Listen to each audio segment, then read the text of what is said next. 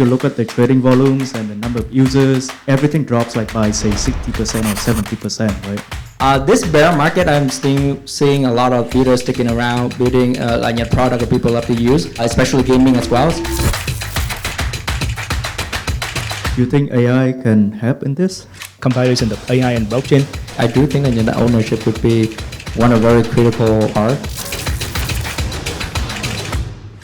One is good thing in blockchain is that we have a community. In Web3, you building the whole economy around your communities. But then, what even more important is portray the consumer who will pay for your business. Cool. Good afternoon, everyone. Yeah, so I guess, let's introduce ourselves so that people understand like where we come from and our background, what led us into like blockchain, right? My name's Loy. I started being involved in blockchain back in 2013 as a researcher, right, at NUS, National University of Singapore. In 2017, I got out from my PhD and started Kyber as one of the earliest decentralized exchange for cryptocurrency. 5 years after that, got tired, got burnt out, and stepped out from the CEO role. Now I'm building a new venture builder, right? Like helping new founders to build new interesting crypto stuff. Yeah, and panelists, please introduce yourself. So my name's Yang, and the business I co-founded called Genetica, and I co-founded with two other co-founders. One is Tuấn Cao, the PhD from Cornell University, computer science. The other co-founder is Duyên Bùi, and she also PhD from Cornell University, a geneticist. We believe that the ownership of genetic data belongs to the user and does not belong to the company that do the gene test. Great move to Thanh. Thanks a lot, John. I started my first company at the university. In 2017, a lot of my friends introduced Bitcoin and this market to me. I met Vin at the times, and we decided to restructure Coinani to becoming a product companies. So we launched the first version of Coin Wallet back in 2020s. Yeah, and then 2021 launched the first token. Okay, hello everyone. My name is Chung. I'm from Rikesoft. It's a software company in Vietnam. So it's already 3 years old. We combine AI and blockchain. So that's a very long story, right? So I hope that I can say more about the AIs. Thank you. I think we all know that we are suffering another, say, bear market, not only blockchain but also like IT startup in general, right? What do you think is the reason why we are here, like in this bear market? Do you see any differences like compared to the previous one? Okay, let me go first because I was there in the last bear market. So last bear market for me is very tough. I think the last bear market we're trying to figure it out 0 to 1 moment. So we don't even know what's gonna happen. And then even if I have a strong belief in this industry, I have no idea of what kind of idea is gonna stick, and then what we should build and how to get there. This bear market is different. So if the next bull market is coming back, how can we make sure that we're becoming top number 1 in what we're building? But when I look back at the whole industry, back in 2018, there's not many builders sticking around in the bear market. When the bear market hits, the market quickly, the sentiment quickly changed from ICO investment, multi-level marketings, and gambling.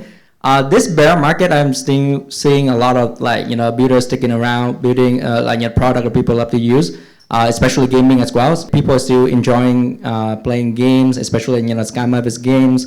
All the games, like Cypher, going to introduce a new game soon. There's a lot more innovation like Frantech recently as well. So there's a lot of people still sticking around, building things that people love.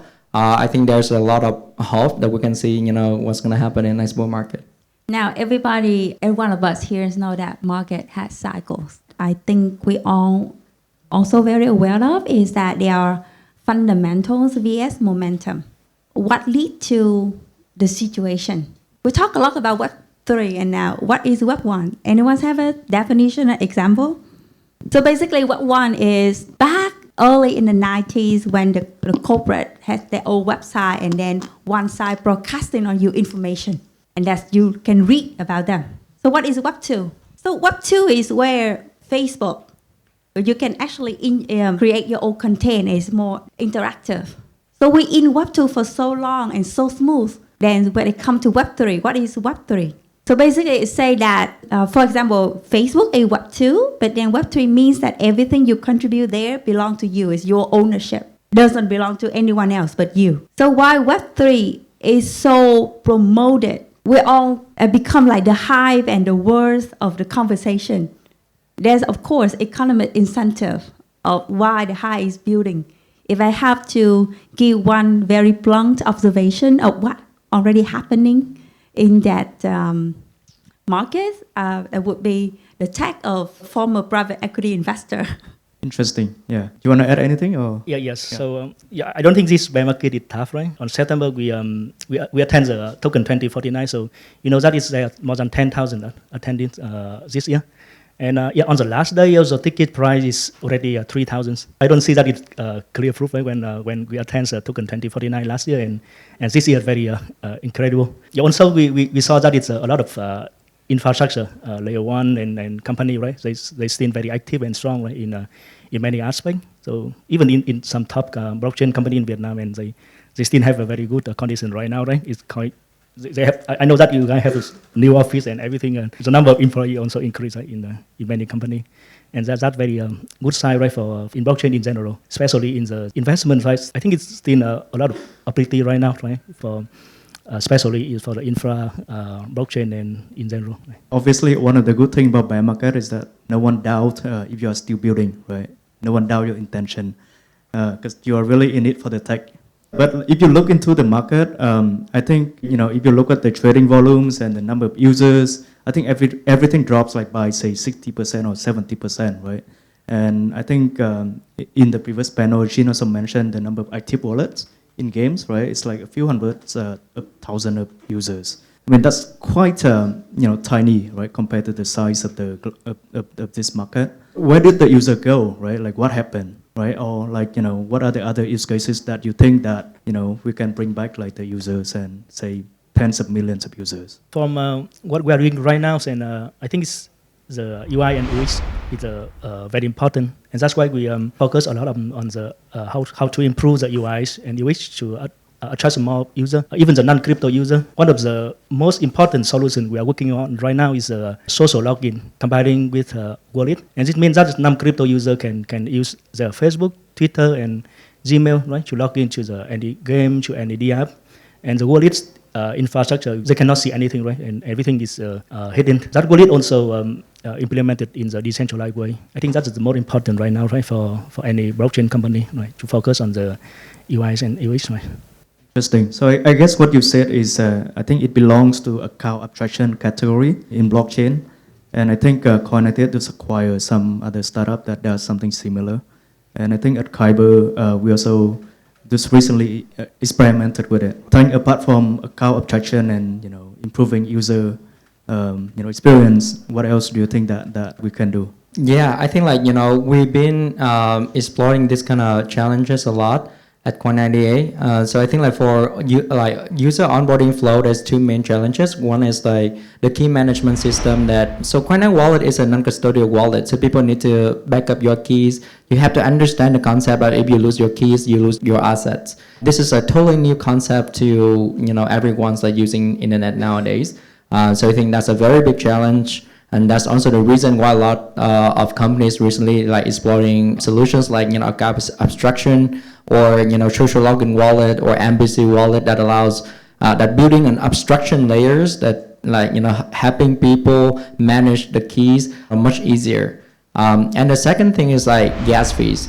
I think gas fees is it's a pretty inconvenience experience for users every time that they're trying to use a blockchain applications. Imagine if you're using a stable coins, if you're using digital wallet, every time that you send in the money, you don't even need to care about gas fees, right? So people can charge you the fees or deduct the fees from the currency itself.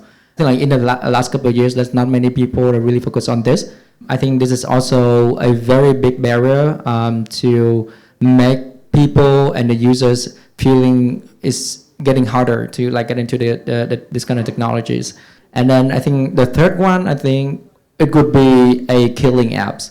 There's an hypothesis that written by Union Square Ventures that I really like. It's about the cycles of the infrastructure and applications go hand in hand, for every new technologies. And I think that the blockchain technology right now for the infrastructure, I think like we're not ready yet to onboarding a billion users.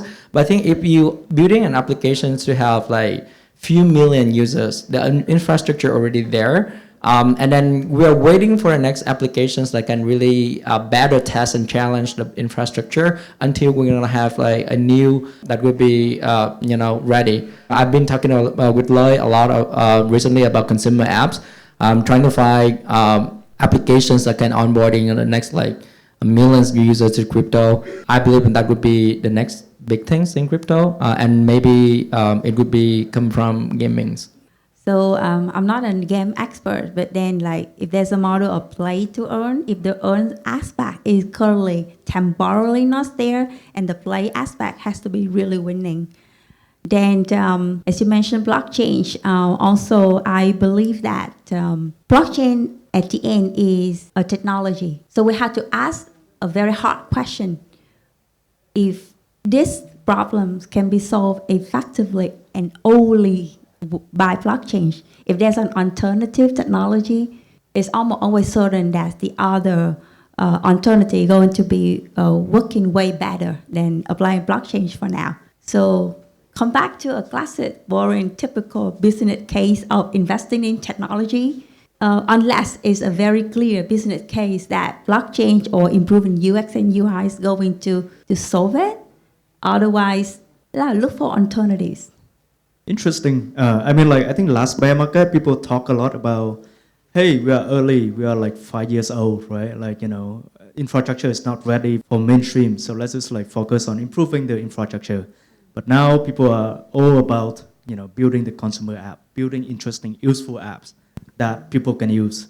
If you look around in blockchain, I think there are more infrastructure than the number of like consumer-facing apps, right? So speaking of that, if you look at like Web 2, I think most of the popular application are like more on entertainment, right? Games, like live streaming platform, medias and stuff. But in crypto, I think most of the application are like, financial driven, right?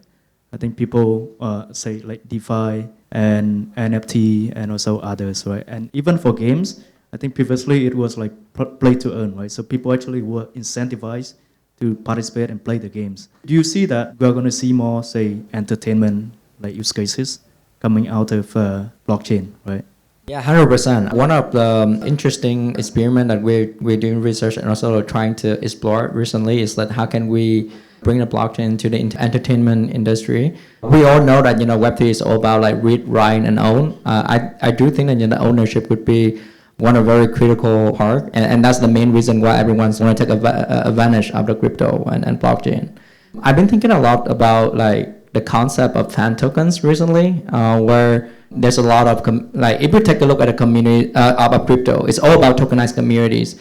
And then if we can really bring all this kind of concept into entertainment industry, I think that would be something that like really interesting. But on the other side, a lot of people and a lot of projects right now working on bringing all the license and IPs and all the music and everything on the blockchains. I think that would be another interesting case studies we can take a look at as well. Chung, do you think AI can help in this? Yeah, blockchain can do a lot of things, right? So AI content right now is not copyrighted in US. They don't have the rule, right, to issue the ownership and copyright in US. But blockchain can do something, right? So we can record the process from using the AI model from Midjourney. We know that exactly the parameter, and we know the random and timestamp and everything, right? We can record on blockchain. So that could become one of the copyright for any owner, and they can use that copyright for any future. And I think that it could be the starting point for US. We also submit a proposal, right, to US government and see, okay, so we have some proof, right, for some AI content, and they can base on that to issue the ownership in the future, right, for any creator and artist. Interesting. I think speaking of like AI versus blockchain, right? I think we have seen a few other attempts. People talk a lot about, say, like ZKML, right? Basically, zero knowledge plus some machine learning is very like advanced tech, right? But like, do you see that sort of like new technology will play an important role? That's maybe the marketing keyword as well, right? Yeah, one of the wrong thing here is we cannot run AI on blockchain. We never, right? So AI is something is very uncertain, and it's very open. But in the blockchain, right, everything is immutable and somehow it's closed, right? In some kind of very static data.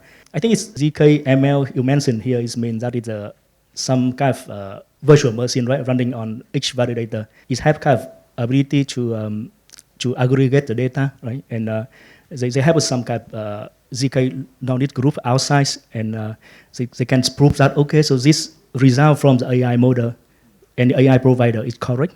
So that it could be a good thing right now. They use just some kind of compare, right? So that the result from any AI provider is good and good enough, right, to use in any smart contract. I actually didn't spend a lot of time on that topic, but I think one of the main motivation for people to focus on or try to do like some sort of like ZK ML is that because if you look at AI, like all the models and data are actually controlled by like big tech firms, right? Like Google and Facebook and all these giants.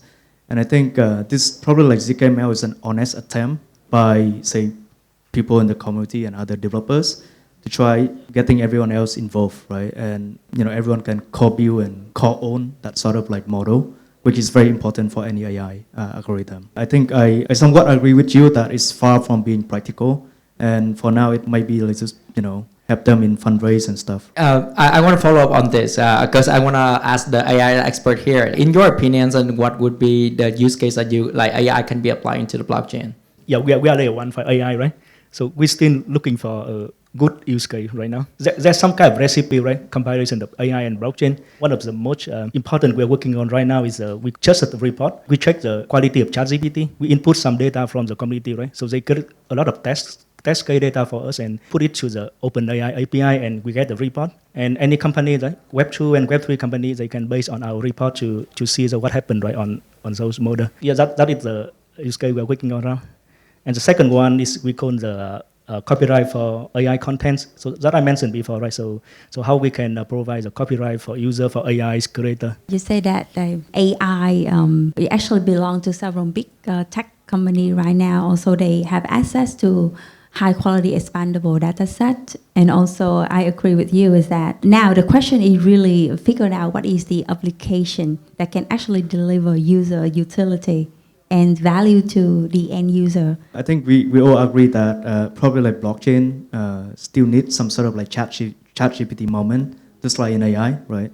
I think like before ChatGPT, people also like the consumer, they barely understood what can they use, what can they do with AI.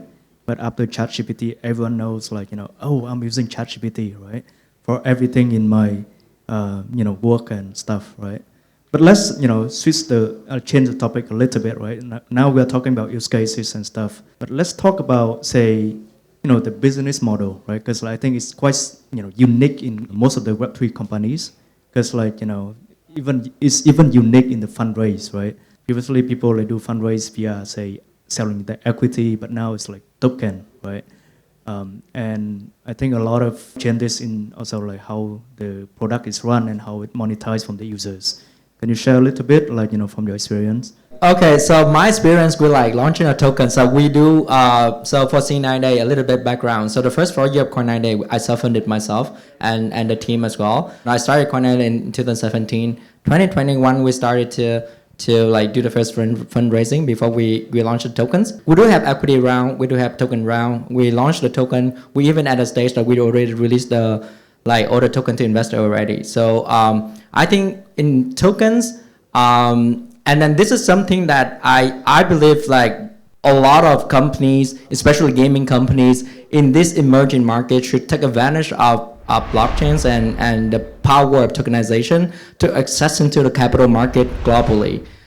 Without crypto, I don't think the company like Coin98 or people like us that have ability to raising funds from top tier VCs from the US or for anywhere in the world, and then we don't even have an ability to launching a tokens that trading at billions of volumes in the first 24 hours on Binance. When I take a look at the presentations that Annalyn already mentioned about the history of gaming's ecosystem in Vietnam, I do believe in a lot of the reason why a lot of game studios in emerging market, not only Vietnam, a lot of them focus on casual and hyper casual is like the cost of development is also low. So these games still can easily to invest and also like taking the profit back, and then you can repeat and cycle and scale. When you invest in and building like mid-core games and even AAA games, you need a lot more money. It's really hard in traditional to raise enough funding to just focus on building a product for a couple of years until you get into, before you go live. With crypto, you can even launch a token so you can use a token to fundraising. You can basically even like launching the tokens before the product launch as well.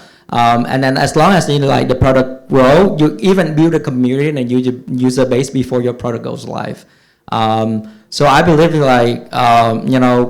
crypto and like tokenization is really one of very good leverage and advantage that I think that every builders in emerging markets should leverage and take advantage of.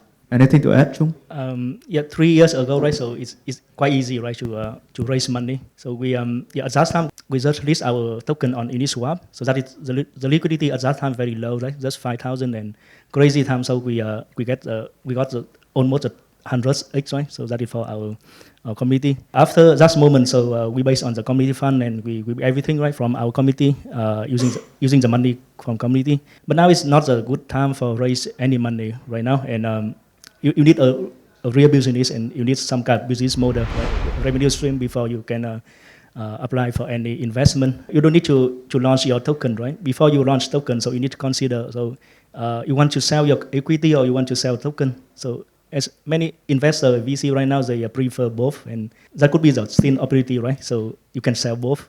So you can sell your equity plus your token, and token still bring some value if you can add a kind of real utility to your tokenomics. I think Genetica has been raising. So in Genetica, as I shared previously, we believe that your genetic data belong to you. So we issue a token. It's called the Gene NFT. And the point is to tokenize the ownership, recognize your ownership of your own genetic data, which later on enable you to participate in what we call the crypto economies, crypto genetics economy. When talking about business model, the way I'm seeing right now is very similar than the last bear market as well. So in 2019, bear market hit, everyone started talking about revenue. Now I'm seeing the same. But when I look back, all the biggest projects in cryptos that having the highest market cap, even Ethereum right now, they just like recently after they turn in like the EAP 1559. Before that, they like the revenue, the emission is still higher than the revenue. So even Ethereum is not profitable yet, and even Bitcoin as well. So Bitcoin is now in the emission phase.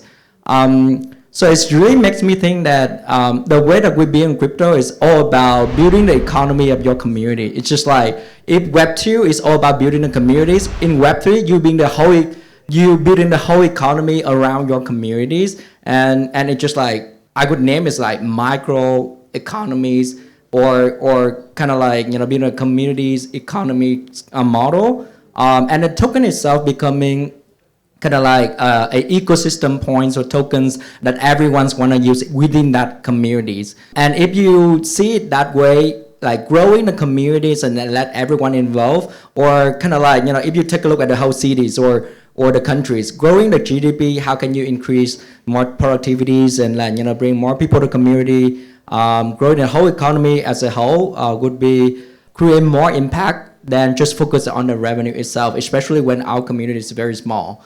So it depends on if you want to build your projects becoming a business, or you want to just build a community that everyone's want to be a part of, and you want to grow the economy of that communities. And the more I'm building in crypto, the more I'm seeing that like building the economy for your community even have makes more sense to me. Interesting. So I guess to briefly summarize, we need a good use case and try to leverage token, right, as a financial tool to fundraise and to engage everyone in the community to build together with you. I think many of us in the panel, in the audience are actually like looking to build something, say in blockchain, right? Where can they start and what should they do now, right? Given this tough market. So I think like building a Web3 startups is nothing different than building a traditional or any startups. You have to look for the problems and like you find a solution to solve the problems. Like building crypto is 100% the same, because at the end of the day, if you want to stay like sticking around, you want to be like relevant in the next like 5-10 years, and you want to grow your companies, become big and bigger, you need to follow some kind of principles. And I think like solving your problems makes people's lives better, like trying to find a solution that help these people solving a problem faster, cheaper. That would be still the like core principle that we need to follow. And building crypto is nothing different. So there's like, just look after the problems that you see in a lot of people around you have, and then just focus on that. Yeah, we need to find the problem. Think very hard, right? And one of the good things in blockchain is that we have a community. That thing where we can start at the beginning, and I think has chance, right? You guys can join in the blockchain, and you can have the idea, and you still have some chance to raise money, and it takes time. I think it's blockchain we have more open, right, compared to the traditional approach. And a good thing right now is a lot of venture capital and even layer ones blockchain. They have a lot of community funds, and that thing you can apply, right? And when the community, right, they agree that okay, so this idea is good work, and you can get the funding from that community. And I think that is very good way, right, to even small amount of money like 50K or 100K, right, still very good bootstrap for your project, right? So talking about building a crypto business or a blockchain business is about building a business. So building a business, I agree, there's a problem, but then I think what even more important is portrait the consumer who will pay for your business, and really test and try to find the first paid customer. If there's a problem and you all excited that blockchain is going to be the solution, I think it's important to talk among the board, your board, you have a board, or among your co-founding team, and really do a hard, honest exercise. If there is other solution, alternative, that you don't need to resort to blockchain and still can solve the problem, then go for that alternative. It will be almost always certain that it's going to like increase your chance of success, rather than just because you have a very beautiful technology at hand, you have to figure out a business case trying to justify the investment in that technology. Be careful of that trap. And I would say that after you find your or you hypothesize a few persona of potential paid customer, go for it as fast as you can, and then really go through the pain of product market fit and go fail fast and fine tune, iterate. It's just like how you develop a data model, and hopefully you get there. Yeah, with that, I guess, we will conclude the panel here. Thanks a lot, all the panelists, and thanks a lot, Endeavor team, for having us. You have to lay off 90% of your staff. Who you will retain?